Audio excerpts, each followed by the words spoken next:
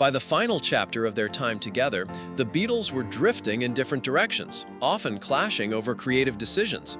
Yet there was one rare point of agreement between John Lennon, George Harrison, and Ringo Starr. They all shared a deep dislike for Maxwell's Silver Hammer.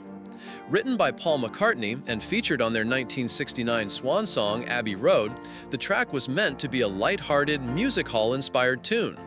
Instead, it became a symbol of the growing creative rift within the group, an upbeat ballad that, in the eyes of everyone except McCartney, nearly drained the band's spirit. Ringo later reflected that the recording sessions for the song dragged on endlessly and stood out as the most unpleasant experience they had in the studio. The atmosphere inside Abbey Road studios at the time was already strained. Lennon was becoming increasingly detached, Harrison was bringing some of his strongest material yet with songs like Here Comes the Sun and Something, and Starr was worn down from the constant emotional turbulence. In the middle of it all, McCartney revived Maxwell's Silver Hammer, a song he had first written during the White Album sessions. Its cheerful melody concealed a macabre story about a student who kills with a hammer, something Paul found creatively intriguing, but the rest of the band saw differently.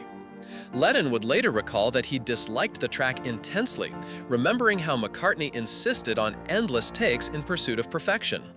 He believed Paul was determined to turn it into a hit single, despite its lack of commercial potential, and noted that an unusual amount of time, effort, and money was poured into its production, more than on any other song from the album. Harrison was equally unenthusiastic.